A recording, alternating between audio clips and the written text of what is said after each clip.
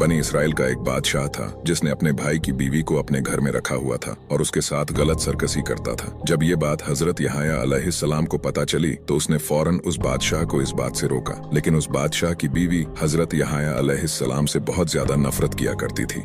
एक दिन महल में सालगिरह का जश्न मनाया जा रहा था, जिसमें बादशाह ने अपने भाई की बीवी से कहा, जो मांगना है मांग लो। उसने फौरन बादशाह से कहा, मुझे हजरत यहया अलैहिस्सलाम का सर चाहिए। ये बात सुनकर बादशाह उठ खड़ा हुआ और सोचने लगा, क्योंकि बादशाह हजरत यहया अलैहिस्सलाम से बहुत ज्यादा डरता था और उसको इस बात का इल्म था कि वो अल्लाह के एक सच्चे पैगंबर थे। लेकिन बादशाह ने अपने सिपाहियों को हुक्म दिया और हजरत यहया अलैहिस्सलाम को शहीद कर दिया गया। उसके बाद बनी इसराइल पर अल्लाह का अजाब नाजिल हुआ, जिससे उनके ऊपर खून की बारिश हुई। उस बादशाह के ऊपर दूसरी सल्तनत ने हमला कर दिया और बनी इसराइल के हजारों लोगों को मार दिया गया और उस बादशाह और उसकी बीवी को कत्ल कर दिया। एक मर्तबा हजरत याकूब अलैहिस्सलाम, जिन्हें इसराइल के नाम से भी जाना जाता है, फिलिस्तीन के इलाके में सफर कर रहे थे। अचानक थकान की वजह से वो एक पत्थर पर सर रखकर सो गए, जहां उन्हें एक ख्वाब देखा और इस ख्वाब को यहूदी बहुत ही ज्यादा महत्वपूर्ण मानते हैं, क्योंकि इसका जिक्र उनकी मुकद्दस किताब तौरात में बहुत ही सख्ती के साथ हुआ है। हजरत याकूब अलैहिस्सलाम ने ख्वाब में देखा कि आसमान से एक सीढ़ी जमीन की तरफ आ रही है और उस सीढ़ी से बहुत ही तेजी के साथ फरिश्ते ऊपर और नीचे जा रहे हैं। याकूब अलैहिस्सलाम नींद से जैसे ही उठे और कहा कि यही इलाका यानी फिलिस्तीन अल्लाह का असल घर है, इसी इलाके से खुदा तक पहुंचा जा सकता है। यानी यहूदियों के लिए ये इलाका बहुत ही ज्यादा अहमियत रखता है, जिसके लिए यहूदी किसी भी हद तक जा सकते हैं, क्योंकि आज के दौर में उन्होंने तकरीबन 35,000 फिलिस्तीन मुसलमानों को शहीद कर दिया है, जिनमें बच्चे औरतें सभी शामिल हैं।